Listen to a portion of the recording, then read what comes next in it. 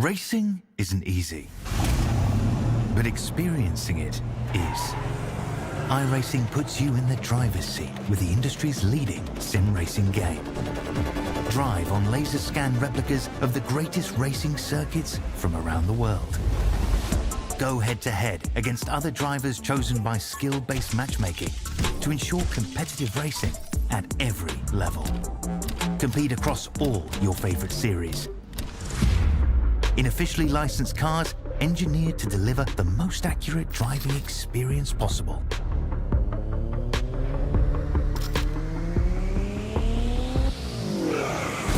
Join a race or host your own with players from across the globe. Race against the computer or in a league with friends.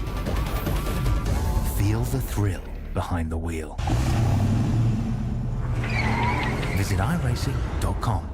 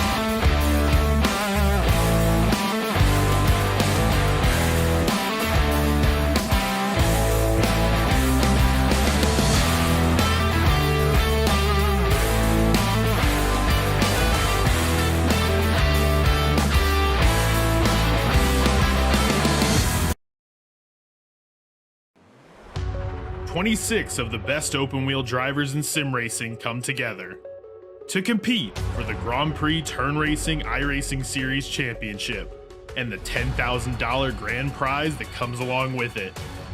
In 10 weeks' time, we find out who walks away defeated and who walks away a champion.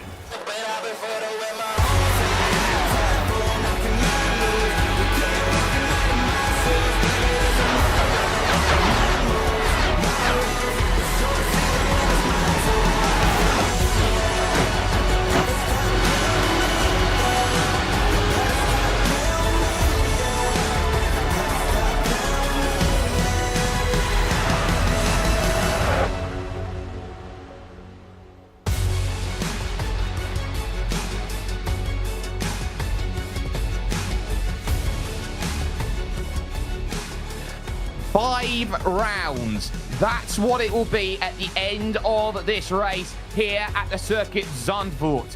This a circuit just a couple of miles away from Haarlem. Who will be a globe trotter and who will miss a slam dunk? This is a must critical race win juncture be for so many drivers here in terms of their season. They want to assert control. Not many drivers have the ability to do so. My name's Jake Sperry. Kenneth Bueno and Joe Peak are here with me here today on the north coast here of what is the Netherlands. And Kenneth, you can't ask for a season like this. Every race has a twist and a turn, and the championship is so close and keeps chopping and changing. And we keep having close battles each and every time we get on the racetrack. We've been looking at qualifying top 10 all within half a second. It demonstrates not only for this race, but for the entire season, just how close this entire field is. Point standings are as tight as they ever can be. Multiple different winners. Might expect some of the same here at Zandvoort, a brand new track to this series these drivers will have to face this afternoon. Joe, we were looking at the start of the season. We were thinking it was going to be Altus versus Apex. That's not the case. It's Drago who have the top of the championship at the moment with Przemek, who's finally realizing his potential. Absolutely, and the parity has been fantastic as well throughout the season with drivers of all types finding success, and we've had a wide variety as well that I think is what has given us such a good variety of winners here, Jake. a great variety of winners, a great variety of circuits. We head street side to the Motor City, Detroit Belle Isle in 1 week. Fuji Speedway, Kenneth, on the horizon as well. That will be a unique challenge with the monstrous long straight as we take a look at our points and how everybody stacks up. Yeah, there are a lot of tracks that will shake up this championship, but where focus is right now, Przemysław Lemonek with that big win last week at Silverstone. He's got the championship lead, but like we've seen over every race this season, Jake, it's only by a slim margin. Marcos Nunez only 3 points behind, and your top three separated by only 5 points. This race is going to be monumental to see which of those three might take the upper hand, or even if Jarl Ty and anybody else below fourth on back might play spoiler to the party.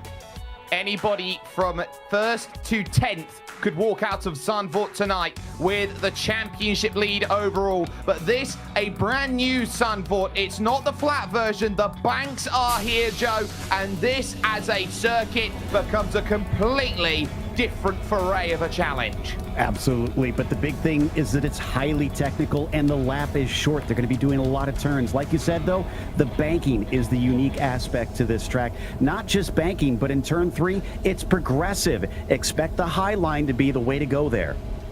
The high line is going to be key then at the Hugenholz corner. Watch out as well for the run out of Ari Lurendijk and forward. Michele Costantini, though, number 66, takes the pole position. Florian Lebigra, 2 race wins this season, is also on the front row. Matt Emery qualified on the Redwall soft tyre. He will start 3rd with Ben Fuller 4th. Przemysław Lemonek, your championship leader, is 5th. Eduardo Leo, a great qualifying in the BRS machine, in 6th. David Toth lines up 7th with Pablo Espes for Wave Italy alongside. Simone Maria Marceno will start then in 9th. Jarl Tyen for the Borosud Plus competition team is in 10th. Marcos Nunez will have work to do from 11th. He's 2nd in the championship. Carlos Fenollosa's with him. Then you got Daniel Sivichavo and Kalen Chin. The 2nd of the Stormforce Gaming cars, Michael Jani and Jakub Maciejewski on row 8. And then Super Chabi Rose and Manuel Kubo Torres there for SDK Gaming on row 9. Gael Valero struggling in qualifying, so too Tamas Simon. And then the final 4, Jakob Behrens, Jacob Reed,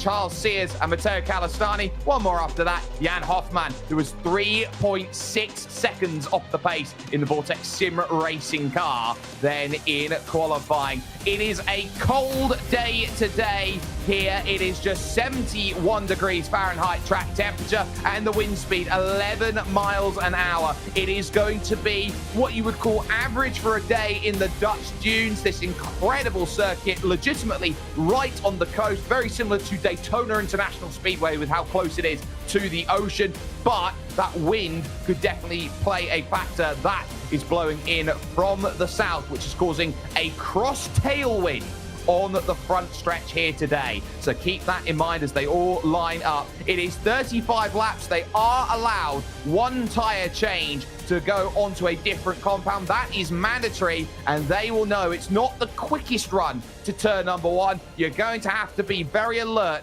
off of these starts. Lebigra wanting to reach the top. Costantini wanting to prove his worth and get his first win of the season. Green flag in the air here at round 5. Emery gets an absolute shocker. So too does Ben Fuller. Lebigra now trying to make that move to the outside here to Tarzan as they go through. Emery's gone straight on at the opening corner, so he's got troubles. They now charge then over towards Gerlachbach. Turn 2 and lead themselves in for the first time here, Kenneth, into the banking. And then here goes the long straight up to Shivlock corner, turn 7. Some twists along the way, but it's all full throttle. And what a start by Przemysław Lemonek from 5th to 3rd in the opening handful of corners. Made use of the hiccups there by Matt Emery and company, sitting behind Florian Lebigra. And the entire field will be single file through turn 8, now turns 9 and 10. Rather tight section here at Circuit Zandvoort, and everybody trying to keep it clean. They've accomplished that so far. And Joe, this next section, the Hans Urs section, it's a 90-degree right, 180 degrees left, and it's so easy to be too aggressive and clip the inside of the corner and the gravel. Yeah, you don't want to be too wide through there, but everybody's very single file here at the start. I'm keeping an eye on Costantini because his weakness has been the strategy, but he's got that valuable track position. That's going to be king here today. it will be. But being at the front of the field, you burn more fuel than your rivals. This is a fuel-save game that you're going to see. So Labigra, Lemonek, and Eduardo Leo, they are managing to save upwards of half a litre a lap around this circuit, Kenneth.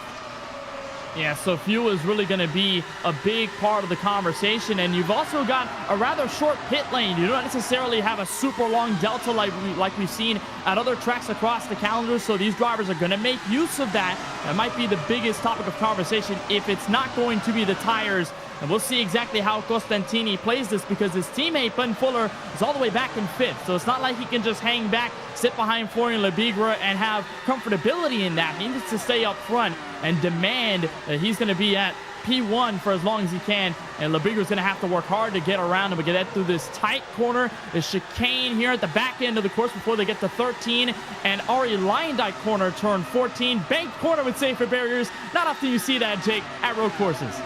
No, it's not often that you see that in Europe as well, which makes this track so unique. It holds so much influence from the oval style as round the outside tries Florian Labigra for the race lead, and with a fast lap to go, top 2 in the barriers and out. Lemonek just inherited his potential win on a silver platter. I know you had to get aggressive to make the passes, but so early in the race, Jake, that seemed a little bit foolhardy. Unbelievable. You cannot not leave that room. Turn 1 is the prime place to get it done, but the top 2, you have to say that Michele Costantini cannot find luck to save what's going on, but Florian Labigra there went for the hero move and came up empty. And you know, my thought, Jake, going into this race was Costantini needs a rebound of a race, because last week at Silverstone, he came home 13th, and this afternoon it's going to be much, much worse. It's going to put him in a pretty deep hole in the point standings. Look at this, turn 1, there goes Labigra on the outside, and I believe Costantini, Jake, just thought that Labigra was going to have more space than he actually did. They make that minimal contact, and that is well more than enough to get these cars unsettled, and the lack of grip comes in. Both of them hard into the guardrail, and Przemysław Lemonek is going to have the race lead handed to him at lap 4. Handed there as we watch Jarl Tyen then and Carlos Fenollosa scrap it out then through the opening corner. Through then 3 they went at the Hugenholz and up the hill, heading for She-Black corner, turn 6. This is such a committed turn. 277 kilometers an hour through that section of road, nearly 180 miles an hour, Joe. Yeah, and the drivers basically just do a little bit of a lift through there, so it takes a huge bit of commitment. Let's take one more look at it. Now, the thing is, you can try and cover the inside, but it's banked around Tarzan as well, so outside is possible to try and make those passes, and he was just so deep on the brakes. I think you're right that it was just a little bit of misunderstanding between them, expecting him to take more of that exit curb. Yeah, Michele's moved across to the natural line there, and there's not much that Florian Labigra can do on the outside, but you always leave yourself vulnerable when you are on the outside. 1, 2, and 3 away. It's Lemonek, Leo, and Ben Fuller, the man from Indiana, who finds himself in 3rd position. So those 3 are clear, and they're clear by 1.3 seconds. David Toff has some work to do in the Arnash competition car to stay with this, but there is a little look then here, Kenneth, at what makes this race so crucial here today.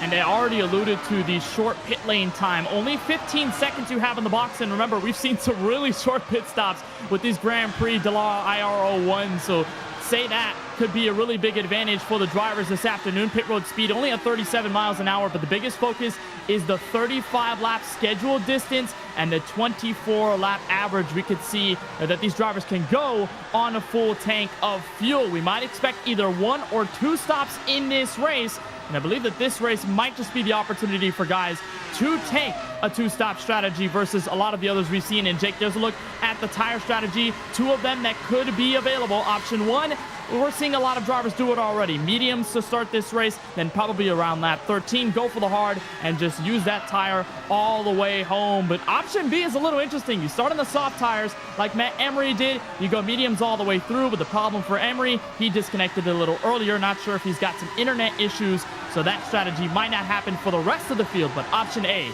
might just be the thing for him. Well, I believe it was a jump start that caught him out, and because of that, he immediately just went to the pits and said, you know what, I'm not going to get anything. The penalty is going to be too severe. Here's a look then with Eduardo Lea, who's lost the position then through turn 1 on this lap. The man from Milan, we'll see it's Ben Fuller who's now made the way through. Now, there is still the ability here, Joe, to switch to that 2-stop strategy. The difference is going to be, though, when they come into the pits, that they're going to have a 7-lap stint to go and attack on a soft tyre that crumbles very quickly. Yeah, exactly. I would not advise that as the ultimate strategy, but you never know. Somebody could try and get tricky out there if they feel like they've got the pace. And we've seen passing is possible. Fuller just took this spot from Leo not that long ago. No, and he's now eyeing up Przemysław Lemonek, the championship leader, who is looking to go back-to-back here today at Zandvoort. Look at this for 5th, though. Feniosa now finds himself in a world of hurt right now, because that's Yaltayan in the Borosub car trying to find a pass. Behind him, Pablo Espes for Wave Italy. Then Daniel Civichabo for Stormforce Gaming wants to get into the mix. Up the top of the hill and aggressive through this long sweeping right-hander. It's all right-handers through here till about turn 10, Kenneth, and it really does hurt those left-hand side tyres, especially with the lack of banking. The lateral tyre wear is important. Yeah, wears it out a lot, and especially in turn 14. It's also wearing out that left front, too, because you're in a bank corner. You're going absolutely insanely fast. So those tires are really going to start to scream once you get to that sector and even turn 14. Here's a look at the race lead. Ben Fuller was able to take it away from Przemysław Lemonek, and here is how he did it. Up the hill through turns 5, 6, 7, and you wouldn't see it happen there, Jake, in Shivlock corner, but Fuller sends it, and he's got the race lead. And he takes advantage of that situation, knowing that nobody wants to lose their race up at the most committed corner in terms of lateral load that you've got, with maybe this corner being the only exception. And you look at it at Shivlock, it is, Joe, a do-or-die style corner. You're either in there taking it at 100%, or you have to back way out of it. Yeah, and he probably made Lemonek's eyes bug out when he saw him actually go side by side there. And the thing is, everything happened so fast, he just had a split second to make that decision. I think we heard Kenneth say it's right that he backed out of it, knowing that it's probably just better to try and get to the finish than have just what would be an airplane accident through there. Yes, and it could be something that these drivers are going to be keeping and preserving in their minds. How many points can I bank here at the halfway stage of the season? There is Daniel Civichabo for Stormforce Gaming in 8th place. Behind him, Marcos Nunez, who's needing to make some progress. Remember, he comes into today, Kenneth, in the virtual racing school car, 2nd in the championship, and he's got work to do because some of his rivals here, like Lemonek, the likes, of course, of David Topp, find themselves ahead and gaining points on him again. Yeah, the Spaniard does need to do a good amount of work here from Zandvoort, but I'm sure that last week was a race that he would certainly like to remember. It was a podium for him, and Nunez, who comes into the 2nd in points, surely has a lot of momentum on his side. The problem is he's just trapped in beneath the top 10. So as he sits behind Daniel Civichabo, he's looking for opportunities to get by, but they are rare to come across, especially at a track this narrow. Nunez is going to creep up to Daniel Civichabo's rear wing and try to intimidate him quite a bit. I think that might be the game, Jake, for overtaking. You have to intimidate the driver in front of you, not physically pass them. Make them make a mistake, and that's where you can pounce right on board with Nunez. Yeah, there's a distinct gap here from the top 12 and then those further behind. That's because of the tyre compounds here, Joe. It's now worth talking about it. The leader of the hard compound group is Manuel Cubo Torres for SDK Gaming, as we focus on board with Marcos Nunez trying to pick up this move. He's got a fantastic slipstream, and he'll move to the inside, but he hits a wall of air. Can't get himself the angle to make that pass. But the key is going to be, as Toff looks like he's fallen back now into 5th place, with that move being scored as complete by Feniosa making the pass. The key's going to be 15 seconds of lane transit. Already, those who have got the hard compound tyres on are 15 seconds off the lead. Yeah, so that's where you got to pay attention to what's going on out there. And, man, it's been quite a bit of passing up at the front as we're just checking in behind now, a little bit farther down the road, I think, on the battle between Torres and Jakob down here for 13th. This is what you were talking about. Torres leading in the softs, and he's gone leading on the hard tires here at lap 10. So he's going to want to try and stretch this as long as he can, and also keep the 29 car behind him as long as he can. Yeah, Maciejewski for Drago Racing has been a bit of a maverick when it has come to running races late. He is great at gaining those places, Kenneth, when the chips are down and time is low.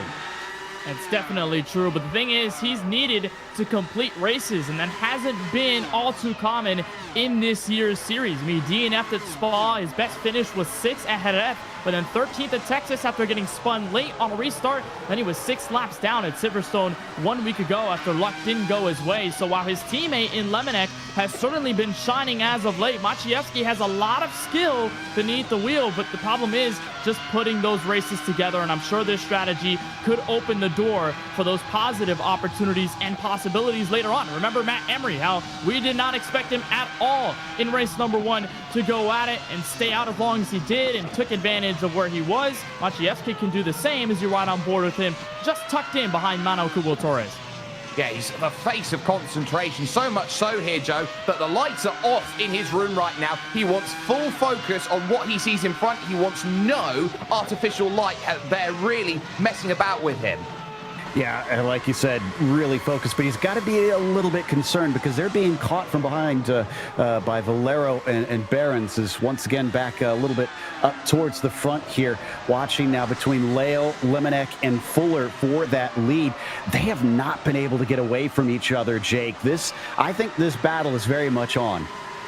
It is, and the key here is when are they going to try and strike? There's as much as close you can possibly get, a tenth between them. Rushing through She-Black corner, the Masters turn now. This next right-hander, and this is where the dirty air kicks in. Couple tenths in Ben Fuller's back pocket, and you're trying to scrap for as much road as you can possibly get. Turn 10, the CM.com corner, and now you start to get that chance to relieve the tyres a little bit, get them to cool, up and over the brow and descending down the hill, through the right and the left. And the one thing that stares at me at turn 10 here, Kenneth, is that inside curve. That anti-cut curve is one which these drivers are going to be looking at and staring at every time they hit that apex. And while I was watching practice, Jake, I saw a lot of drivers get into that curb, and that car just oscillates up, down, up, down, up, down. It bumps all over the circuit, and it can completely unravel the entrance into that corner. So drivers that I'm seeing in the form of the race lap 13, they're being very careful with that curb. It is going to punish you. It's a very nasty one if you take it the wrong way. And I was watching Eduardo Leo go through it. He absolutely avoided that curve. He wanted nothing to do with what could have happened if he hit it. So it's very crucial that you knock that down lap by lap. But it just goes back, Jake, to the mental acuity you have to have in these Dallara IR01s. They are so fast. They are so sensitive. You got to be precise in your placement with this car at all times. And that's the most difficult part about it.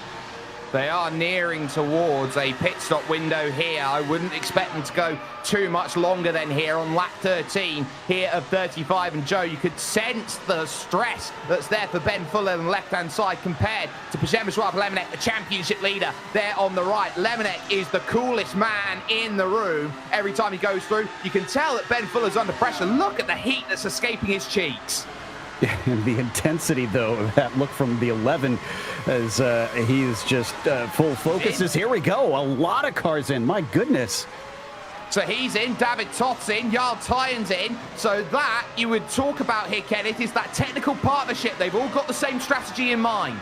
And they all want to collectively work together on this, because when you're all by yourself, especially at a track that is pretty reliant on the draft, when you've got a track this short and a lot of straights along the way with the technicalities, got to make sure that you at least band together and have some sort of semblance of strategy. And this is not uncommon. We've seen many races, Silverstone, Texas, a couple of others where teams have grouped up together, about 5 or 6 cars. They all come down pit road at around the same time, and then they execute that strategy together to the point where if they're all in a technical alliance, they all gain some well-needed points. Now it leaves Eduardo Leo and Ben Fuller out on the racetrack with a decent margin back to Carlos Fenollosa. Question is, are they going to separate on their strategies, or are they going to come in together? Here's the answer. Probably out of turn 14, Ben Fuller is not coming in. Eduardo Leo is also going to stay out. So it appears they might just be collective on this, but Fenollosa is going to come in as here comes Leo with a pass for the lead.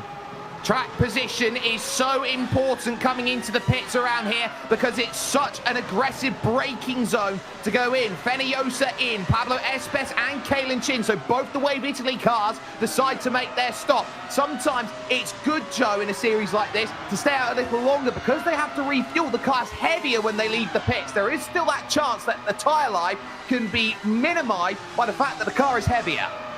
Absolutely, but I'm looking at those lap times and I'm keeping a close eye on things because they did go down on the mediums from mid 107s to the low 108. So there was a little bit of drop off, and it's going to be a question mark on what the difference for the hards are going to be. So Lemonnick is going to need to be able to do comparative laps to really try and jump them. Yeah, those comparative laps are crucial for the driver in 10th place at the moment. 3 seconds for him until Tamas Simon in the number 9 car in 9th. But Eduardo Leo, your race leader, stays out again in the VRS car. Ben Fuller, though, takes the decision. He's going to dive into the pit and try and make it all work out. He knows how crucial this stop is going to be, and it's just 37 miles an hour in the lane. It must feel like torture going on through. Xabi Rose and Marcos Nunez, Kenneth also join. Now watch out for where the likes, of course, of one Mr. Przemysław Lemonnick comes out in comparison. He's only just now coming down the front straight and into turn 1. I think he's got the jump. He might have it. We'll see exactly what happens here, Joe Peak. But there is Przemysław Lemonnick as he goes through, and the rest of the field with Ben Fuller right there behind him. Not too far away, but it is still a gap nonetheless, Joe, and that's going to mean a lot for Lemonnick in this one. It was super, super close. Lemonnick must have done just enough because his lap time was about a 108.4, which is exactly what Ben was doing, and he came out with just a foot or two between them. It was the smallest margin there, and just like that, it opens up with the power off the exit. Now Eduardo Leo here with 20 laps to go. It'll be 19 when he ticks over the finish line. Has himself everything he could possibly want now. A pit stop that is clear, and he knows what's crucial. It'll be Jakub Maciejewski who will now look to inherit the race lead away as he's yet to come in, but watch out for where Lemonnick is in comparison. He rides in the sister Drago car through the final banked corner of Ari Lurendijk. There goes the push off for the exit. This is going to be a lot closer between these two, and I think it's going to be trouble on the inside. They're going to be side by side coming out to the pits. Very close with the white line there was Eduardo Leo. He's got to be careful he didn't get a penalty for that. He didn't, but crucially Lemonnick inherits the race lead, Joe. Oof, he did about a 108.1, which I thought was going to be enough, but Lemonnick responded. He did a 107.9 that last time. I think there's a little bit of warm-up that you're going to need on these tires, it looks like, as they come out. And once they're up to temperature, you can push like the dickens.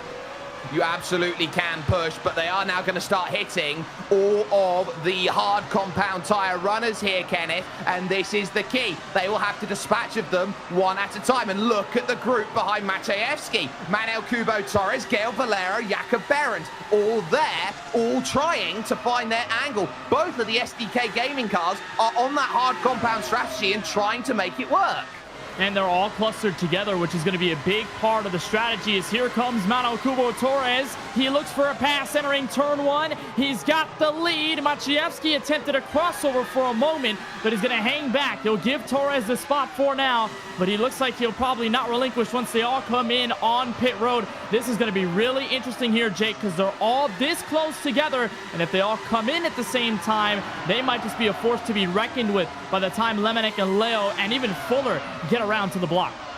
Now, when they come in and make that pit stop, they're going to be on a better set of tyres, and they will have the time to try and chase that down. They will have much fresher tyres, and that will work in their favour. But these top 5 know that they've been running a different style of race. They haven't been wanting to cede away that position, fight too aggressively for it at this point. But they know that track position is going to be key. They are looking around where they want to be. Lap 17, so the longest we've seen on that medium tyre has been 17 laps here, Joe. That's crucial as Matt Emery sets the fastest lap of the race, trying to salvage any points he possibly can.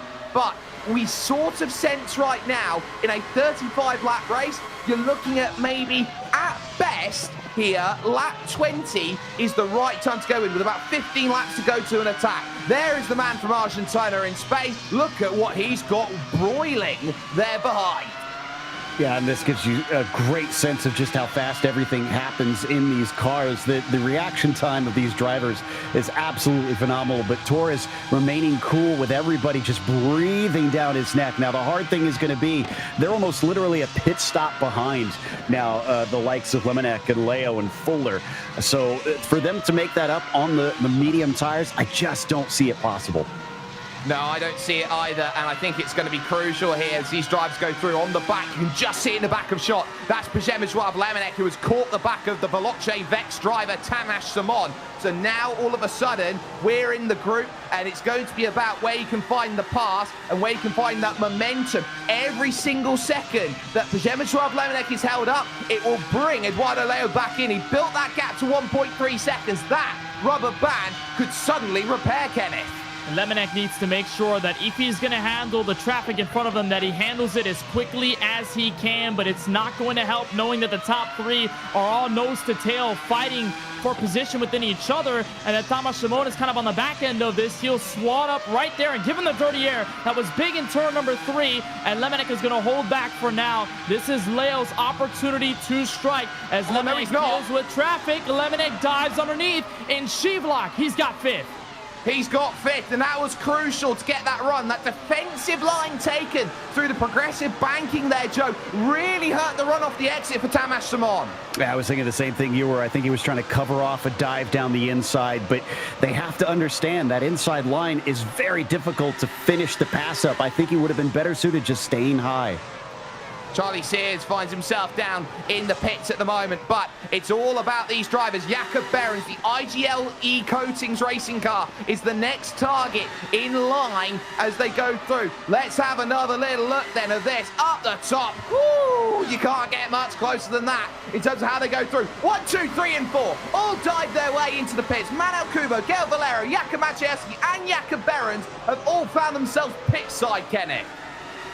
And Tamas Simon is going to stay out an extra lap. I think he understands that because he just fell to Leo and Lemonek, he's going to give it another lap before he inevitably decides to come in. And that's exactly what I was expecting there, Jake. Those 4 drivers all to come in collectively. Now, as to how far they're going to be from these top 3, not exactly certain, and probably not enough time they will have to catch up to Lemonek and company unless something dire happens. And this is perfect for the driver of the 11. Had to send it on the driver of the 9 in Tamas Simon, that Veloce Vex machine. He's got it. Lemonek in control with 15 laps to go, looking for his 2nd straight W.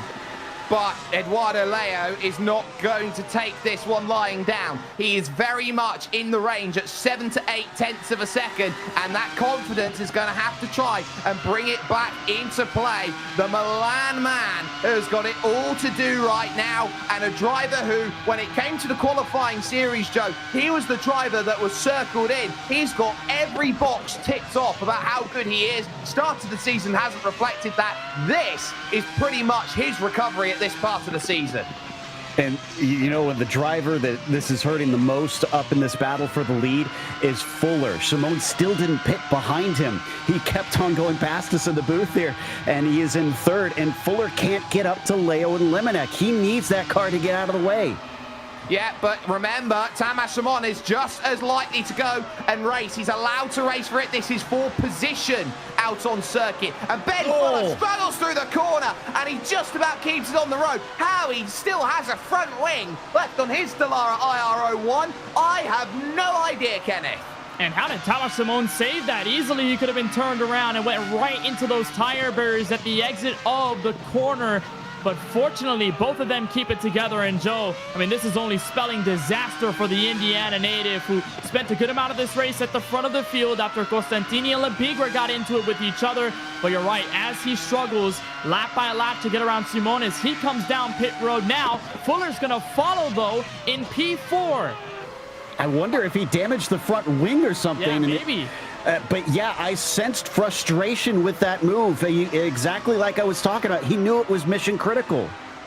It was mission critical, and I think you didn't need to be a lit reader to sense how Ben Fuller felt about that. He knew how important today was, how he was in a podium position, effectively trying to race for this one, and wanted every point he could get, and once more, he finds himself on the wrong side of it. Lemonnick versus Leo here at the front, and you can sense here that the two coolest guys in the room are pretty much sitting with the 6-shooter under the table. Who is going to pull the trigger first, Kenneth? Who's going to win this bet? I mean, these two drivers have been oh so close. And Leo, I mean, you mentioned the situation for him as one of the top drivers in the qualifying series. And this season has been quite rocky. Started off the season with a DNF at Spa early on. His best finish only came at race number 2 at Jerez, where he managed a 4th place finish, but he's trying to take his season back while Lemonnick is trying to be one of the standouts and keep the championship lead. Now, where Leo makes this move, I have no idea. He has to be really precise in where he puts this race car so that he doesn't get into Lemonnick, but Leo has a lot of hunger and looking for his first career victory. He's not going to give this one up by a landslide. Eduardo Leo is in complete control, Joe, of this race. There is your live points on the right-hand side of your screen. It's 15 points to the good now as it stands. Przemysław Lemonnick over David Toth in 4th position, who races Pablo Espes right now for 3rd position, who's moved up to 12th in the championship if it were to stay like this. Now, the crucial matter of fact here, Leo has complete control of this race. Twice now, he's been right up to the back, hasn't wanted to make the move. But David Toth sits there for Arnage competition and realizes he's been super consistent this season. I tell you what, I'm impressed with Lemonnick, because to have the psychological fortitude to bounce back after a bad race at Texas, come to a win, and now going to try and make it back-to-back if he can keep Leo behind him, that is. It just tells you what kind of driver he is. I think he's serious about this championship, is watching that battle for P3 with Espes now, who gets bumped up. Yeah, and you certainly sense with Pablo Espes there in 3rd position, that gap is crucial here in terms of what they want out of it. It is a case where they've broken away by 6 seconds from the rest of the field, which is an absolute conglomeration, I would say, from about, I would say at this point, 5th place on back, and you've got, of course, the medium runners trying to go through. On for the race lead. They're now getting through lap traffic here. That's Matteo Calistani that they put a lap down. Next, the lap down will be Charlie Sears, and the work now for Lemonnick here is where does he want to try and pass the traffic? Anything unopportune here, Kenneth, and that's it. That is going to be Eduardo Leo through. Well, it's going to be a question here of, for Lemonnick, how risky he wants to be as he gets close to that 499 racing machine of Charlie Sears. Remember what he did to Thomas Shimon in the Shivlock corner. Does he do that again, or does the lap traffic just let him go without a problem? It looks like it's going to be option number 2. Sears is going to hang off the gas pedal, let Lemonnick and Leo by the smart move not to interfere with this battle for the lead, entering 10 laps to go as Leo stays back there on the rear wing. Let's get a little look, though, at just how close some of this racing gets. This is how close you can get without making contact. Oh, my goodness me. Now, remember, Joe, this isn't like when you're on the road and you've got brake lights helping you. You are blind to the closing speed. Yeah, and well, it's very easy to lock up the brakes in these cars too. So for him to really be able to feather that thing as well as he did, and I didn't see a single lockup or puff of smoke in there. He did fantastic. They just did not expect that big of a checkup down through Masters. I tell you what, we will need to at some point look in and around that top 10, because I reckon 5th place is going to be the most hard-fought 5th a lot of these drivers are going to get. But these top 2, Lemonnick and Leo, are pretty much in a faux battle at the moment. This is like fencing at this moment. It's an exchange, you would say, Kenneth. There are drivers who are wanting to make moves, not wanting to make moves. They're waiting for the pageantry at the final stages to make this happen. Leo does not want the race lead. It's just a strategic game, because as soon as he takes the race lead, like you said, Jake, he doesn't want it, because Lemonnick is going to be right back for the taking. It's sort of like a drafting race in the sense where, sure, you can take the lead for a little bit, but right back at you, that pass for the lead will come. And Leo is just eyeing in on the perfect time to either force a mistake out of Lemonnick or just see where he has the most momentum in the closing laps of this race. But he's going to hang back as far as possible. Take a look back to 8th, though. Marcos Nunez is trying to hold off a sea of race cars, Jake. Kalen Chin looking for what will be his best finish of the season. Simone Maria Marcino in the 27, and Mano Kubo Torres, one of those guys who came in on the latest strategy from the hard tires. Yeah, MCT sits at the back of this group and he wants to pick them off one at a time. The issue he's got is he's not got much love for it. There is the Altus engineering car of Simone Maria Marcino, who finds himself, the Sicilian, in 10th place with work to do to try and go through. They're just nattering a little bit there to himself and has those special yellow tinted glasses there, Joe. That's to stop the reflection. There's blue light coming into his eyes. Yeah, special gaming glasses, I guess, if you will, that useful in a lot of different styles of esports, but it's got a good run. Just don't think this is a long enough straight. They added that banking because of that to help them make passes here into Tarzan, and it's not gonna work this time. Yeah, but up the gears there, it looks like, giving himself a verbal reminder every time he goes through this section. He is a very, very cool character. It's Simone Maria Marcino. And I tell you what, it is a joy to watch him drive. One of those drivers you look at, Kenneth, and go, he is one of the best in the world and criminally underrated. Oh, 100%. I mean, you can easily tell. And for Marcino, I mean, his focus certainly up there. And I guess he's trying to keep himself entertained. I mean, some drivers like to talk to themselves. Sometimes they talk with their friends. Ooh. Sometimes that does help as he tries that move underneath Kalen Chin and could not do it. And boy, that door is absolutely shut. Now, Mano Kubo Torres, you can't see it on your screen, but he's right behind. He enters turn 11, gets into him. Marcino goes into the grabber, but they save it. Yeah, that was some heads-up driving by the pair of them. A very big move, and the move happens then for the race lead. Eduardo Leo does not want to sit by and wait no longer. He takes the lead over Przemysław Lemonek. Down the front stretch into Tarzan. That's where I've been keeping my eye out for, and it was just a great run coming out of Lion Dyke. Used the slipstream. Actually, no defense from Przemysław on this one. He just kind of let him have it. He let him have that move. We'll take a look at it here right now. Eduardo Leo sitting over to the inside, not wanting to play that game much longer and comfortably making that pass and getting it sorted. Now look at the gap all of a sudden here, Kenneth. It's up to 0.4 of a second. Eduardo Leo clearly has a cadence, and because of the three lap pressure tires that he has. And that's just tough for Lemonek. And you saw there on the replay that he didn't really give that much of a fight to Leo. He probably understood that, all right, well, I'm probably not going to go side by side with you because A, it's going to lose time, but B, we'll probably get into an incident if we're racing this hard. So Lemonek has enough confidence in himself that he's able to catch up, but I guess probably did not take into account just how fresher those tires are for Leo versus Lemonek's machine. The gap is growing, and Lemonek here, Jake, is pivotally falling out of the draft. This is a significant development here with 6 to go. He's got to try and hold on and find a second wind if it is at all possible here, your championship leader. You know that Eduardo Leo is trying to get his first win of the season for the Virtual Racing School team, but the issue that you're going to find if you're Przemysław Lemonek is it's an uphill gradient, and it might as well be Angliru in Spain, which is 20% worth of gradient in places, because he is struggling against the tires, against momentum, against every factor that's telling him right now, Eduardo Leo is better than you. There's two things I think could be going on here, Jake. Eduardo Leo's way down the points. It could have been that Lemonek decided he's not really a problem worth worrying about and let him go. Or is Lemonek short on fuel? Did he not fill it up enough?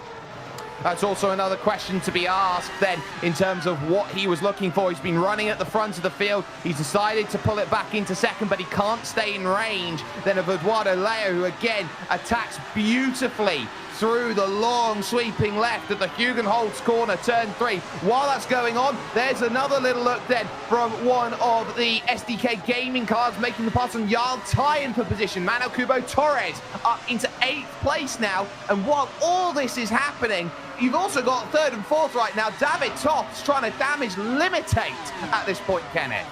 He's trying to catch up to Pablo Espes here for position, but look how much of a group is building up here from around 8th on back. Mauro Cubo Torres, we saw him getting around Martino for position where he sort of physically had to get by, but was able to get around Jarl Tyen. Now Martino makes a move back to the inside, and he'll make that pass complete on Tyen. This is utterly competitive, and mind you, most of these guys are on newer tires. A lot of them stayed out as long as they could. They came down the latest out of anyone in the field, so just trying to earn their points right now inside the top 10, and it's created some interesting stuff here at Zandvoort. Oh, Jarl Tyen over the radio said, come on, Simone, that's not a real move. Was not happy about being shifted over there at turn 9, Joe, as much as he was. Yeah, Tyen's not having a good day. Remember, this is the guy that's been on back-to-back podiums those last 2 races, which was a much better result in his first 2. It almost seems like he's a little bit hot or cold this season. Yeah, he can't find the happy medium in terms of what he wants out of this race, and that's Jakub Maciejewski, who's trying to take the top 10 away now, Kenneth. And he's got fresher tires by about 7 laps, so probably no surprise that he's putting this pressure onto Tyen. But a good point you made there, Joe Peak, about this situation for Tyen, where he ended up top 10, top 15 in races 1 and 2, and then the 2 straight podiums. And I asked him last week how it's been able to turn around that way, at least the season is concerned. He said, got to give credit to my entire team, but it looks like here, this race, it looks like the car around, that's Fenollosa, and the season could not get worse for the Altus Engineering car. Fenollosa in a critical spin with 3 laps to go. Oh, that's all on his own as well. An unforced error by the man from Chilches in Spain. He finds himself then spun around, and it'll take him a couple laps to get those tyres back in range. Disaster there. It's delight, though, for this driver, Eduardo Leo and co, who's up the hill and tried to really make his race happen. Here's a look at it. Joe, you couldn't ask for anything more. Rears just letting go. I was talking to one of the iRacing car dynamicists before the race, getting some thoughts, and something's happened to Simone. He's fallen backwards. I think in turn 1 we saw some clips of him getting involved in other cars there. Yeah, it was almost a case. It was 3 wide into the opening corner. I think he's just tagged the Drago car on the inside and then got a massive, massive hit in the middle of the corner. Caught the Stormforce Gaming car out then as well. So it caught Fenollosa, it caught Daniel Civichabo. So both of them getting caught up then with Simone Maria Martino. And just like that, all of the dramas continue to unfold with a couple of laps to go. Here's a look there, Kenneth. It looks like down into the corner, 3 into 1, maybe 4 into 1 aren't going to work out. And yeah, just gets kind of swamped by everybody. And then, on top of it, he's T-boned into the corner. I was going to say, and on top of it, that's his teammate now, just to add insult to injury. But I was going to say about the Fenollosa spin, when I was talking to the guys that actually work on these cars, they mentioned turns 9 and 10 going to be very, very difficult. And the comment I made to him, Jake, was I spun so many times out of turn 10 trying to practice for this thing. I'm not shocked at all that we saw a driver lose it here.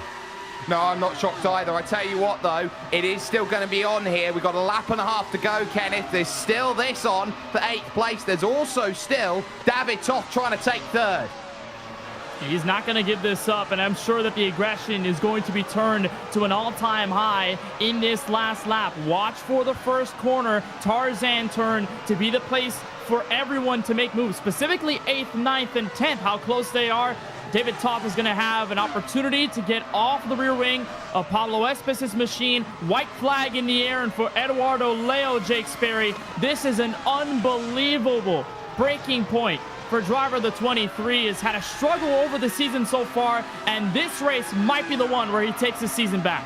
I tell you what, Eduardo Leo has had to dig deep and find some form over the last couple of weeks. He's known how crucial it has been to put himself in the right position, to give himself exactly what he knows he is capable of doing near the front of this field. He walks into today 11th down in the championship, a 4th and an 8th to his name, but he now knows that he is going to skyrocket up the table with the course of this result. He knows how important it is. A little smile that he's got as he now knows he's 2 corners away through 13, and Ari Lurendijk remains. It is Eduardo Leo who will curb the banking at a place where the Lions roar. He is the one who is the most ferocious. A massive pump of the fist as he wins at Zandvoort. Oh, man, unbelievable. Look at this. The battle all the way to the lines. He did. Toth got him right at the end. 19 thousandths of a second. Kenneth, he picked his pocket. That was a perfect pass for David Toth, and guess what? He was third in the points coming into today. It's a third-place finish this afternoon, and look at the finish to the line by everybody further back as everyone celebrates around Eduardo Leo. And Jake, I mean, the struggles that he's faced over this season in comparison to some of the best finishes that he's had over the season, where he's come home 4th and 8th at F and at Texas Motor Speedway. This is the best case scenario for him. It's a huge win. And guess what? He's another different winner added to the list here in 2023. 4 different winners in the first half of the season. Eduardo Leo gets it done in a time of 40 minutes and 6 seconds. He wins by 4.2 over Przemysław Lemonek, who extends his championship lead over David Toth, who is running straight for a boat after this one, after stealing the podium away from Pablo Espes. It's 4 straight Spaniards with Marcos Nunez, Xabi Rose, and Manuel Kubo Torres, with Jarl Tyen in 8th position. Jakub Maciejewski and Gael Valero would round out the top 10, nearly 30 seconds adrift of the race win. Kalen Chin would finish off in 11th with Tamas Simon and Daniel Sibishabo there, 12th and 13th. Jakob Behrens and Carlos Fenollosa in 14th and 15th. A bad day for Altus Engineering. Simone Maria Marcheno down in 16th position as well. 1 lap down for Charles Sears, Matteo Calistani and Jan Hoffman. A big hammer blow for Ben Fuller, who's got the pace to win this championship. So too, Matt Emery and Michele Costantini. Costantini's retirement joined Florian Lebiga after their dramas on lap 2 of this race. Michael Janney also had his issues with Jacob Reed as well. But we have a chance then to talk to some of our drivers. Joe Peak is stood by with your race winner, Eduardo Leo, for the Virtual Racing School. Eduardo, you finally managed it. You worked your way up to the front, but when you approached Lemonek, were you surprised that you took the lead that easily? Oh, no. Looks like he might have some mic problems. Let's see if we can get Eduardo all hooked up. There we go. Now we got you. All right. It was a very, very, very great race. Totally unexpected, to be fair, because of the very low practice I had because of real life commitments. But honestly, all I can say is that I did the right decisions at the right time, because pitting 3 laps later than Przemysław was a really good gamble, because it could have not paid off, but fortunately I could stay in his slipstream. Honestly, the pace was there. I think in the quali I missed something, but it was enough to stay in the leaders group. So definitely very good race for me. Speaking of the leaders, early in the race, you're trailing behind. Suddenly the top 2 just wind up in a heap beside the track. What's going through your head at that moment? Well, I tried to stay calm, really. That's all I was trying to do, because, you know, when you don't expect to have pace and you find yourself in second position after starting 6th, that's really something that sets you off. Like, you don't expect it and you try to stay calm. So, yeah, that's all I tried to do.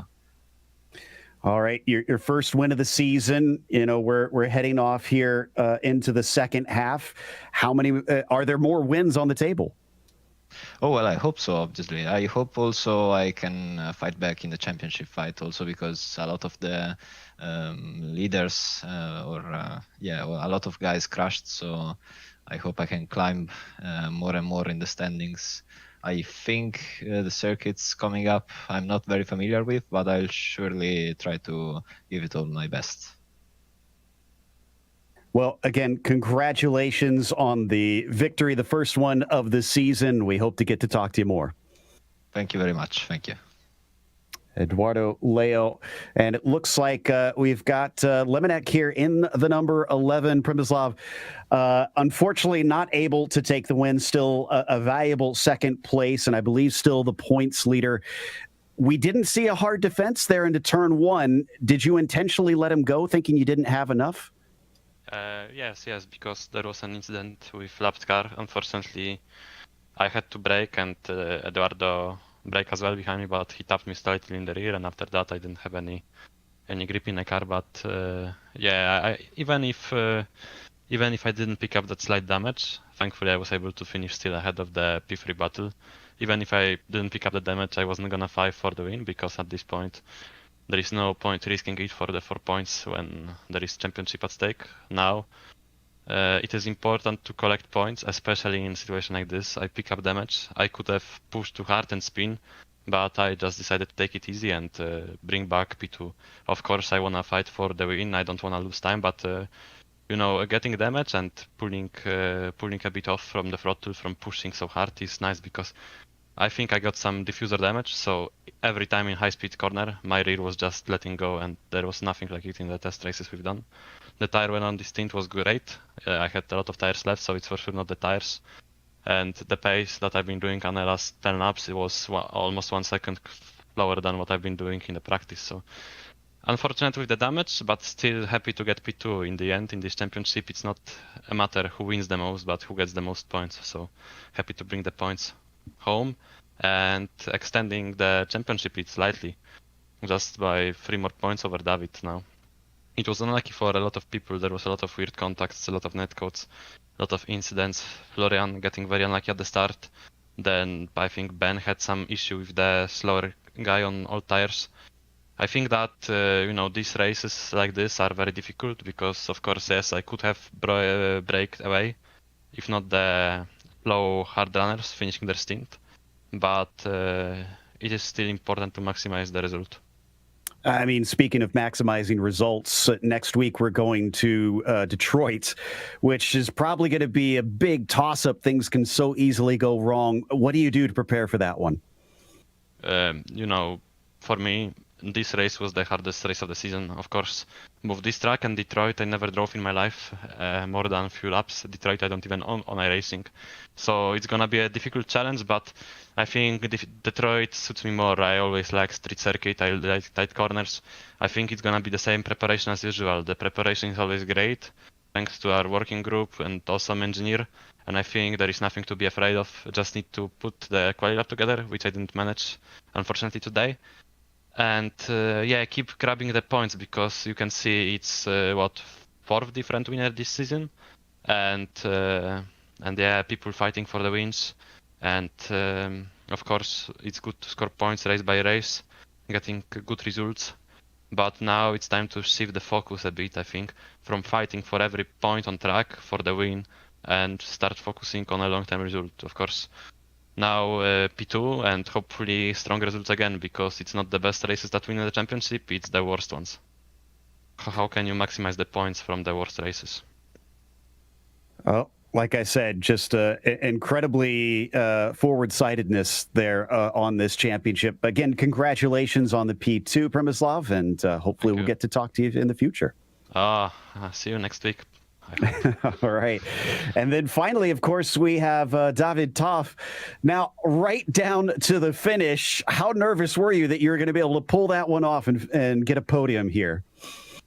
Hey, thanks. It was a crazy race. It's been a bit crazy in the beginning, and I lost the draft in the guys in the front. They were really fast.